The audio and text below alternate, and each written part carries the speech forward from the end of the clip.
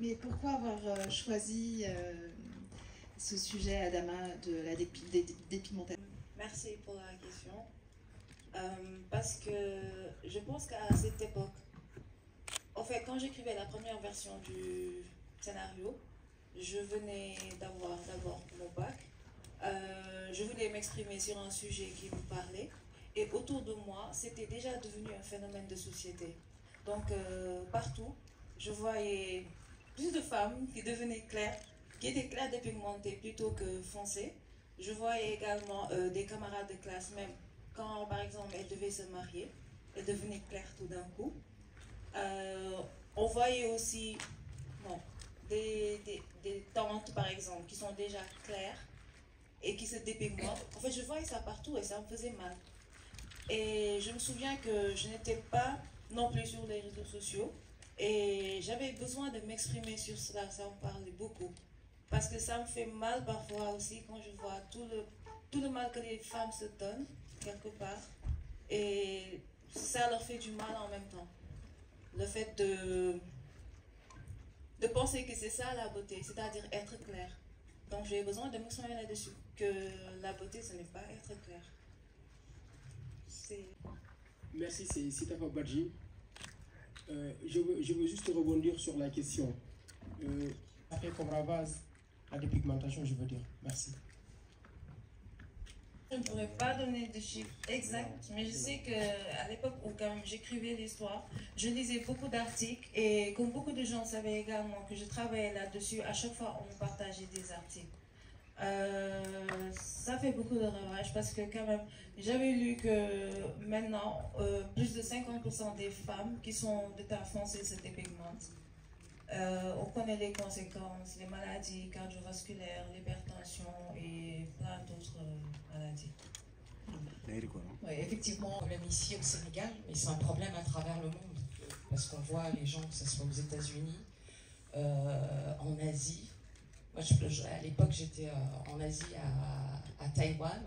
Et quand j'ai parlé du sujet du film qu'on faisait ici, ils m'ont dit, mais c'est un problème que vous avez en Afrique. Je dis, bah oui. Et en fait, eux, c'est la même chose. C'est un sujet ici important, mais dans le monde entier, de l'importance de ce qu'on veut faire paraître aux gens. Exactement. Et d'ailleurs, les plus grands fournisseurs de produits dépigmentants sont en Thaïlande. Les Sénégalaises vont acheter en Thaïlande, mais le phénomène existe aussi en Inde, au Pakistan, en Corée, un peu partout. Regarde bien dans l'histoire, aucune femme au teint foncé, c'était pour montrer à quel point c'est un formatage en fait actuellement dans la tête. On a l'impression que toutes les femmes se disent que quand on n'est pas clair, on n'est pas belle, que ce n'est pas suffisant. Et c'était pour montrer à quel point c'est devenu un cas désespéré. Et donc c'est pourquoi il a fallu qu'un homme, il n'y a eu aucune femme qui a voulu faire le premier pas. Parce que la société, en quelque sorte, aussi on doit le dire, favorise en quelque sorte les teints clairs. Donc il y a aussi les hommes, je suis désolée, mais les hommes ici au Sénégal, ils sont aussi complexés parfois. Donc eux aussi, indirectement, ils favorisent les teints clairs. Et c'est ça que j'ai voulu montrer dans le film. Parce qu'à chaque fois que Halilou partait pour montrer les flyers et tout, les femmes en teint foncé, elles ne croyaient pas en elles. Et c'était là en mode, on ne va jamais gagner. Parce que la société, c'est les femmes claires. Donc c'est pour cela. De préciser que on a que là on évoque la dépigmentation, mais le sujet évoque des choses beaucoup plus larges, ce qu'on appelle en général des standards de beauté. Aujourd'hui, ils ne sont pas atteignables, mais les femmes sont obligées de vivre ça. Donc il y a la dépigmentation, il y a, aujourd'hui vous parlerez des, comment on l'appelle ici? Les BBL. Les BBL, je ne sais pas, tout ce que vous, voilà, vous voulez, donc c'est un peu de la femme factice, pardonnez-moi de l'expression. Le film pointe du doigt ces choses-là également. Et ces standards de beauté, ça emporte même des stars. Vous parlerez de Michael Jackson, vous parlerez d'autres. Et dans nos familles, on vit également ces choses-là. Et l'autre chose, elle n'a pas, par exemple, une personne qui se déguise. en femme. Au Sénégal, par exemple, vous avez, bon, je ne sais pas si vous avez regardé le film, je pense que vous êtes Non, elle n'a pas regardé le film, justement. Vous êtes arrivé en retard. Elle est arrivée à la fin. Et au Sénégal, un personnage dans nos foyers, nos télévisions qui se déguisent en femme, on en a toujours. Je donne un exemple, vous avez Koucha qui existe pour ça, vous avez Souleymane Faye, vous avez Saner, vous avez d'autres. Le Tadjeboun. Le Tadjeboun chez nous qui marque le passage de l'année. Donc, même chez nous, donc tout le monde s'est déguisé pendant le passage de l'année. Donc, c'est le prétexte, mais c'est juste une personne en face d'une situation. Sa maman est malade, elle fait un pari avec sa maman, elle n'arrive pas à réussir son recrutement. Et là, elle est aussi jetée par la société sénégalaise qui ne t'écoute pas parfois. Et ce qui fait que c'est difficulté pour recruter. Et finalement, il s'est substitué pour cet engagement politique et social pour défendre des valeurs, défendre sa maman. C'est pour défendre l'air. Dans la vie, qu'est-ce que nous n'allons pas faire pour défendre notre maman? Donc c'est juste un peu d'humour. Donc les déguisements de Khalilou, c'est de l'humour. Donc vous avez vu tout ça. Merci pour notre parole. La sonorité, par exemple dans la musique, et ce qu'on n'a pas du tout noté, est-ce que c'est un choix artistique bien sûr, et puis est-ce que également il y a ce discours de on doit carrément finir avec, surtout quand on voit par rapport au style de réalisation où au niveau des scènes c'est du tic au tac, même pas de plan de situation. Est-ce un choix artistique ou pas? Et moi quand j'ai regardé, ce que je me disais à chaque fois c'est on doit en finir, il faut voir dire. Est-ce que j'ai tort ou pas? Vous avez dit la musique, on n'a pas exagéré. Vous parlez de l'aspect comique. Parce que si moi j'ai compris le film, c'est que on dénonce mais on ne juge pas. Oui. Donc pour ne pas juger, est-ce que c'est le pourquoi il n'y a pas eu cet aspect de la musicalité qui peut mettre du suspense, mais aussi qui peut parfois faire peur. Et puis voilà. D'accord. Je pense que effectivement, il est important de pouvoir doser. Donc on a voulu bien doser et ne pas trop dramatiser parce que c'est un sujet déjà très sérieux. Ici, le cancer et tout, c'est déjà assez triste. Donc effectivement, on n'a pas voulu trop appuyer là-dessus. Je me souviens aussi même que durant le montage, il y avait des fois, même c'était le chef monteur qui me conseillait, qui me disait, bon là, la musique ça fait trop, il faut enlever. La scène déjà fonctionne sans la musique. Donc oui, effectivement, c'est un choix artistique. Pour ne pas non plus trop dramatiser. La seconde question, c'était...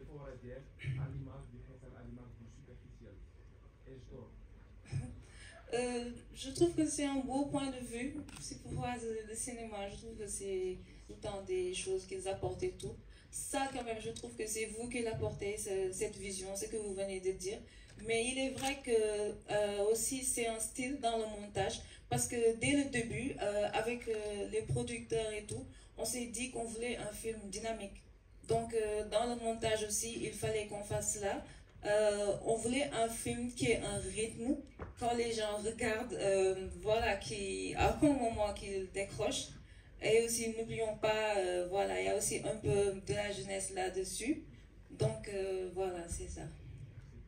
Je voudrais qu'il nous explique un peu comment il a réussi à jongler entre les personnages de Leila et de Khalilou.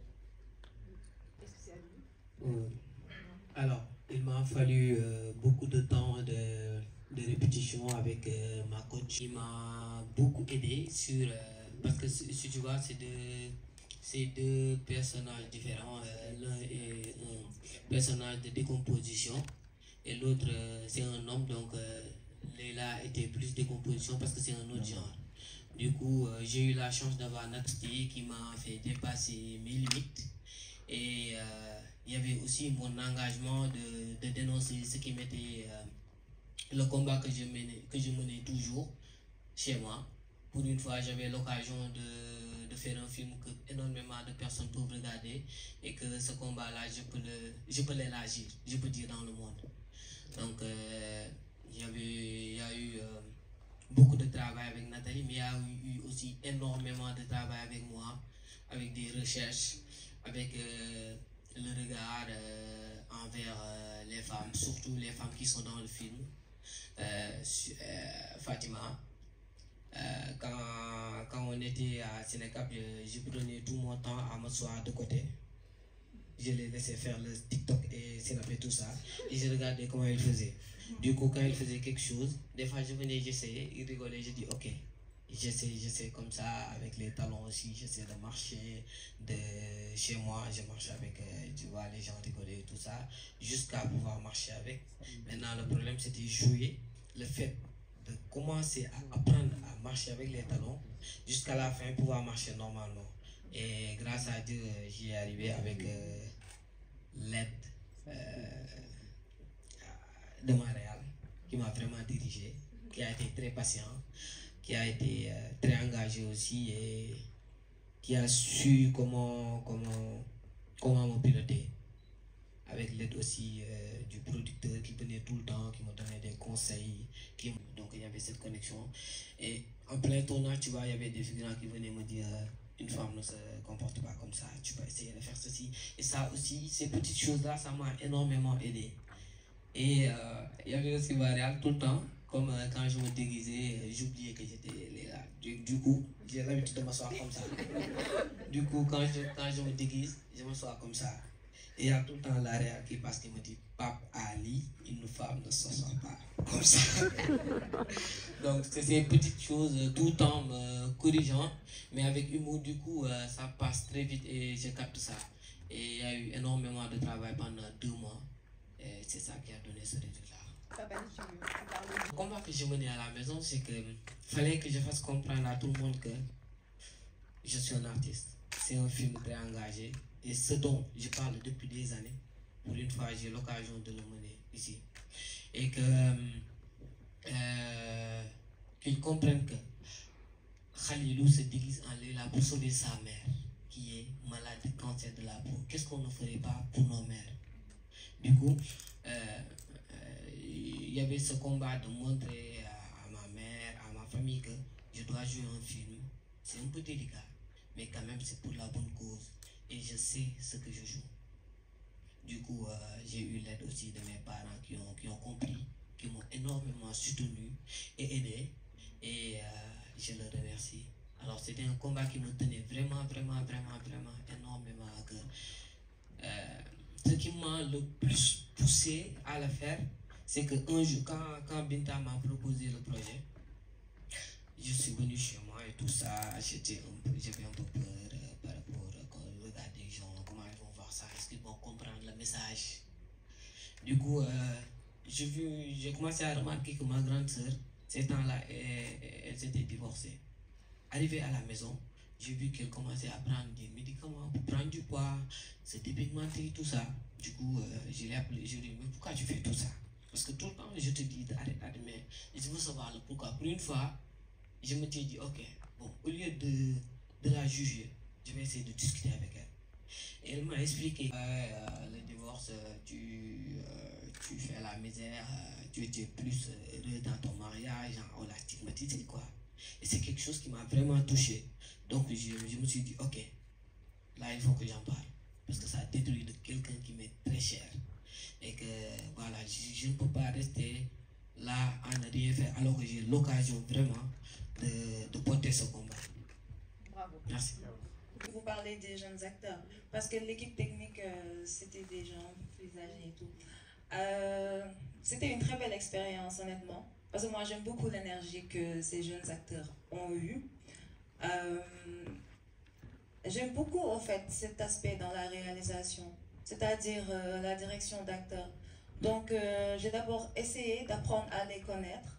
Je me souviens que, effectivement, les 2 premiers que je devais forcément avoir, c'était Khalilou et Fatima. Donc, quand je les ai eus, on s'est assis, on a commencé à discuter, j'essaie de mieux les connaître. Je me souviens que Fatima, qui de base, Yassine, n'est pas timide, était timide. Papa Ali, bon, il était déjà, je n'ai pas vu ça en lui. Donc, après Fatima, petit à petit, elle a commencé à s'ouvrir. J'ai essayé de la mettre en confiance, de lui faire comprendre non plus que Je ne suis pas forcément sa chef. Je pense que chacun a aussi son style dans la réalisation. Donc moi, ce que j'essaie de faire, c'est d'apprendre à les connaître chacun avec leur type de personnalité et aussi de leur expliquer leur personnage pour qu'ils comprennent. J'essaie également de les comprendre, de m'intéresser sincèrement à eux également, parce qu'on devait travailler ensemble. Honnêtement, ça a été une très belle expérience, parce qu'il y a eu de l'énergie positive. À chaque fois, ce que j'aime beaucoup, c'est que à chaque fois que je me retrouvais avec eux, je riais forcément. Donc je me mettais tout le temps à rigoler et tout, parce que voilà, il y avait une belle énergie avec eux. Donc ça s'est bien passé. Non, effectivement, quand il fallait travailler pour le tournage, quand ça ne va pas, quand il faut recommencer, ça se faisait, il y avait de la rigueur et tout. Mais au-delà de ça, il y avait une très belle ambiance avec eux. C'est ça que je peux dire. J'ai répondu. L'affiche, elle a été faite en interne chez Europa par un graphiste. Il a regardé le film et c'était drôle d'avoir justement l'avis de quelqu'un qui ne connaît pas et il est arrivé avec plein de différentes idées et Oumar est tombé amoureux de cette affiche. Voilà, donc il n'y avait aucune discussion. Oumar m'a dit c'est ça, point final, vous ne cherchez pas plus.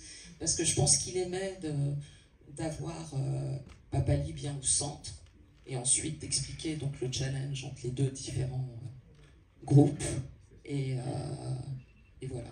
Et les couleurs étaient importantes pour Oumar. Les couleurs du soleil, la chaleur. Voilà. Oumar, tu veux rajouter quelque chose? Oui, je voulais juste, en tout cas, on a la chance, si je me trompe, c'est le graphiste aussi qui fait beaucoup les affiches de Luc, c'est ça, hein, de Luc Besson. Non, tu me diras si c'est pas le cas. Mais en tout cas, il était à l'écoute. Et ce qui était bien, c'est les deux camps, parce qu'on a ce qu'on appelle la bande des clairs et la bande des naturels. Mais pour moi, c'est deux, c'est jusqu'au battle final, où effectivement, il y a où le camp des naturels, qui a énormément évolué tout du long du film, parce que c'est elle qui en fait réalise. Il y a section d'humour. J'interprète le rôle de Fatima. Alors, tout d'abord, c'était un peu difficile au début. Après, il y a eu Neymar, ma coach, qui m'a beaucoup aidé à m'améliorer, à essayer de me mettre dans la peau de Fatima, d'essayer de la comprendre aussi.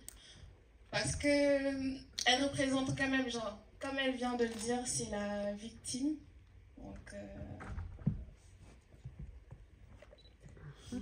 Entrer tellement parce que voilà, ton cas touche vraiment les cœurs à l'écran. Merci beaucoup, Oumi. Bonjour tout le monde, Awedi Gakan. Alors, Oumi, je dirais que je vais demander à tout le monde d'applaudir. On nous a taillé pratiquement sur mesure.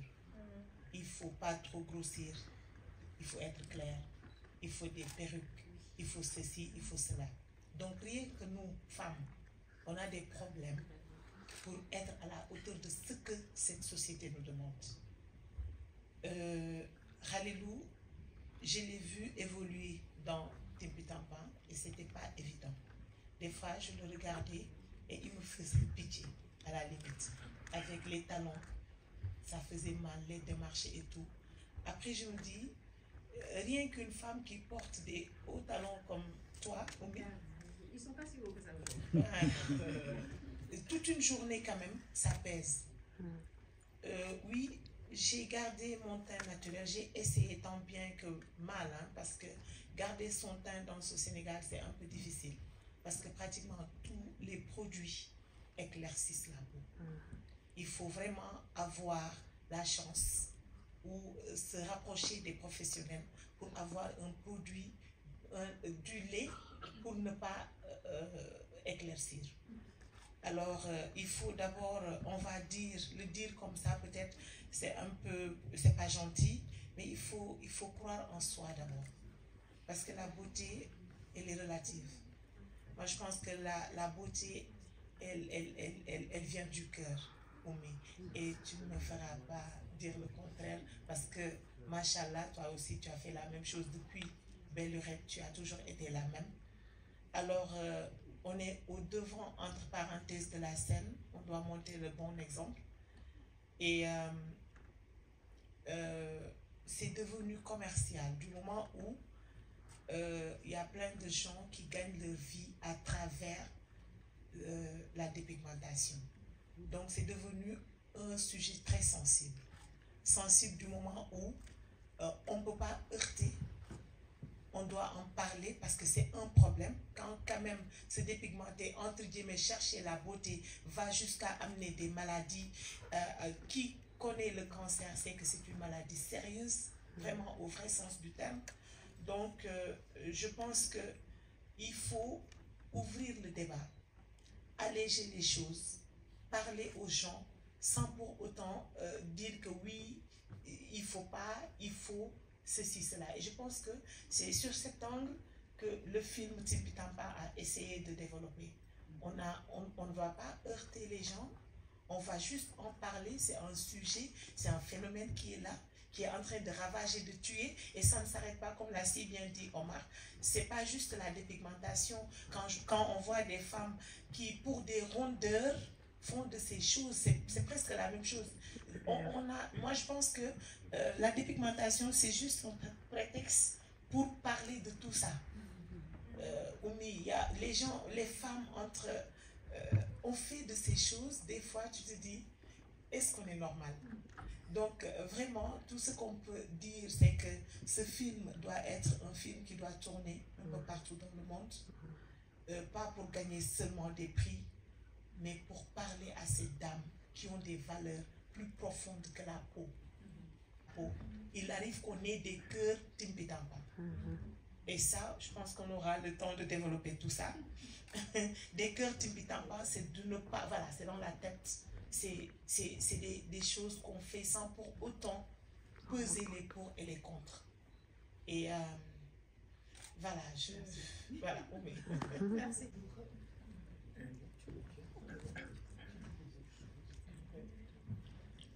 Qui touche tout le monde, comme on l'a dit, à travers le monde. Et c'est le message, il faut qu'il passe partout, il faut qu'il soit vu partout, ce film.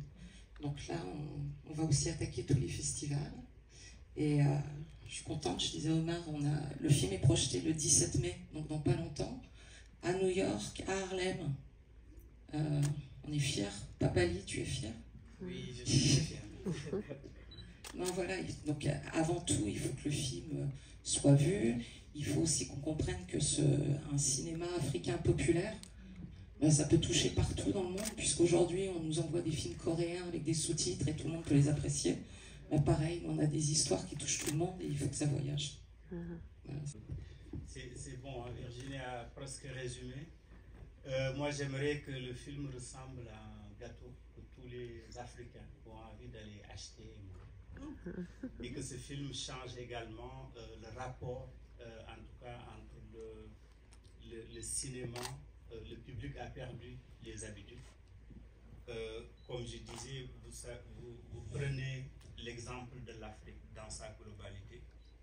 Vous avez 1651 écrans de cinéma pour 7887 403 habitants. Ça veut dire qu'un écran pour 7000 et quelques habitants contre un écran pour 7000 habitants aux États-Unis.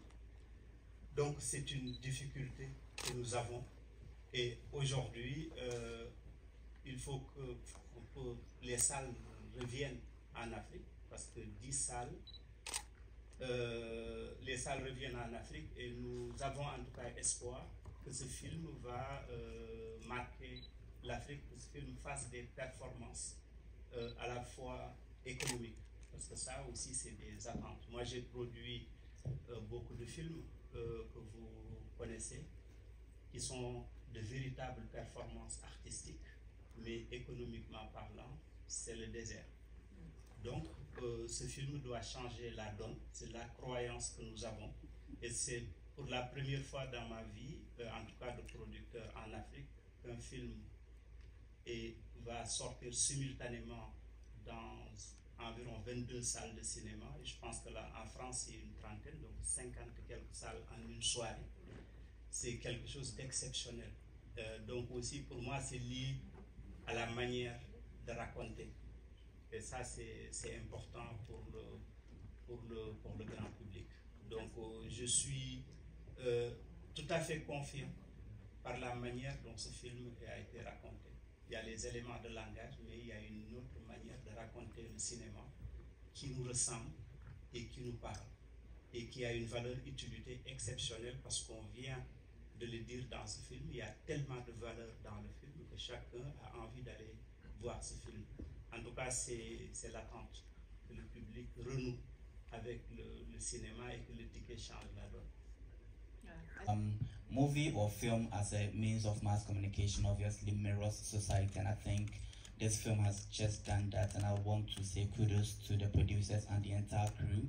I see myself in the main actor. I'm a disappointed actor, but all the same, thank you very much. So my question is, what is the strategy to rope in cosmetic product producers to understand the negative impact on the confidence of the African youth, and how can we also promote African natural organic skincare products using the same movie strategy?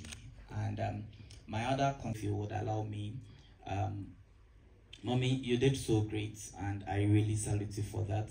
But I think the market seems really worrying about their health in that particular in the movie. Thank you. Okay. But the extras, which were the people behind doing their regular things, they were just appreciating Mommy's work, that they were not also in character. So they were rather laughing and then just appreciating the whole movie shooting process at that point in time. So we could really feel it that this is not really a natural scene, because it should be really, everyone really busy about what is really happening. And if they are showing concern, they ought not to be laughing. But we really see that in that particular scene. So just in case the directors would actually take note, that is it. Ah, ok. Skincare products. Okay. Comment vous pouvez faire pour que ce film permette aux producteurs de produits éclaircissants de mieux prendre en charge les produits faits naturellement, parce que ce qu'ils font impacte en fait sur la confiance en soi de la jeunesse du continent. Alors comment faire à travers ce film pour changer justement ce prisme? Très personnel, mais je pense que malheureusement dans notre monde d'aujourd'hui, l'économie et combien on gagne, c'est le maître mot. Donc je vois pas, quand on a toutes les marques sur cette planète qui produisent ces produits, donc tant qu'ils feront de l'argent, on les arrêtera pas. Donc effectivement, aujourd'hui, il y a plein de marques locales et il faut les pousser de plus en plus. Et je pense que c'est avec des films comme ça et de rassurer les gens sur la fierté d'être qui ils sont, qu'on puisse éventuellement arrêter les producteurs de crème. Mais sinon, aller les voir et leur dire c'est pas gentil ce que vous faites, je pense malheureusement que c'est pas comme ça qu'on peut changer les choses. Oui, je pense que je peux répondre un peu par rapport au marché, par rapport aux gens qui riaient et tout. Moi, je pense que c'est la vie naturelle. Ils n'étaient pas censés savoir ce qui me faisait marcher sous la pluie. Donc, c'est une chose qui me concernait moi, parce qu'ils me regardaient, ils riaient parce que peut-être qu'elle est folle, peut-être ceci ou cela. Donc, je pense que ça n'a rien d'innaturel, je peux le dire comme ça, de voir, d'être dans ces conditions et qu'il y ait des gens autour de moi qui riaient ou qui se moquaient. Pour moi, il n'y a pas plus naturel que ça. L'un des points forts aussi de ce film, c'est sa dénonce, ces mensonges qu'on nous impose. Parce que les industriels nous vendent de l'illusion et l'imposent à notre société, les affichent en nous disant que en je ne sais pas combien de minutes, vous pouvez transformer votre peau, vous pouvez changer. Le marché, vous avez aussi d'autres types d'industriels qui affichent des choses qui nous tuent dans la cuisine chaque jour. Et ensuite, comme je dis, c'est aussi une photographie. Donc, les gens rient de tout, c'est presque tout à fait normal et pas anodin. Par contre, c'est-à-dire c'est le rôle de nos États. Comme on interdit les publicités de cigarettes, etc., on doit aussi refuser. Donc le film, c'est un film qui qui rejettent ces choses-là. Donc, dans le cadre de leur RSE, nous, on n'a pas besoin. Par exemple, certaines marques ne pouvaient pas mettre des moyens dans le film parce que ça n'allait pas être déontologique. Mais aujourd'hui, ils répondent sur plusieurs choses en apportant de l'argent. RSE, alors qu'ils sont en train de détruire des vies humaines. Parce que quand on installe sa caméra dans la rue, il y a des choses qu'on n'avait pas prévues qui entrent dans le champ de l'enregistrement des images. Mais aussi, ce ne sont pas des films qui sont tournés en studio, où tout est clair, où pour faire effectivement la police. C'est la vie qui rentre dans la fiction. Et ça, c'est l'identité de notre cinéma. Il ne faut pas aussi l'oublier. Donc ce n'est pas un défaut technique, mais c'est l'identité et la marque de notre cinéma qu'il faut défendre aussi. Pour parler du film, je crois que ce film-là, il faut le voir comme une révolution douce de notre cinématographie. Pourquoi je parle de révolution douce? Parce que déjà, voilà un film fait par une première réalisatrice au long métrage, science-fiction. C'est déjà ça. Il y a le fait que aussi ce film touche à une thématique qui n'a jamais été explorée, en tout cas sur le grand écran. Ça aussi, il faut le saluer. Ce film est important dans la mesure où voilà un comédien qui joue un double rôle. C'est la première fois qu'on le voit, en tout cas dans nos cinémas d'Afrique. J'en connais, bien sûr. Donc, Révolution douce qui est en train de s'opérer ici est un tournant très important aussi dans nos cinémas. L'autre aspect, c'est qu'on a toujours, entre guillemets, méprisé le cinéma populaire, en disant que c'est un cinéma mal fait, un cinéma d'auteur, dans notre cinématographie. Or, voilà, on vient de nous prouver que, effectivement, un cinéma populaire peut être un cinéma de haut niveau. Et ça aussi, je crois que c'est à considérer dans notre cinématographie. Et j'espère que ce chemin-là va continuer et faire en sorte que nos films destinés au grand public soient des films de haut niveau et des films qui ont aussi des qualités. Du film, et le 9, c'est la sortie en salle. Donc,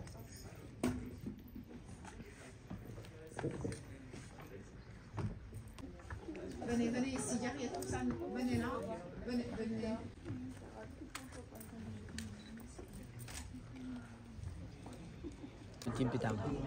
Bon, quelle est votre mission? Sauver ma mère qui a le cancer de la peau à cause de la dépigmentation. Un peu causé par mon père qui l'a abandonné pour une autre femme, Claire. Du coup, ma mère était dans le déni et elle s'est dit que pour pouvoir récupérer son mari, elle était obligée de se dépigmenter. Du coup, moi, j'étais ce fils-là qui voyait sa mère souffrir en silence, en grandissant comme ça, voir sa mère pleurer et qui a eu un seul choix, l'accord avec sa mère de pouvoir la sauver. Du coup, qui a tout fait pour sauver sa mère. Et pourquoi vous avez eu pourquoi vous avez eu? Le pourquoi, c'est que la dépigmentation, c'est quelque chose qui m'a toujours parlé. Donc depuis longtemps,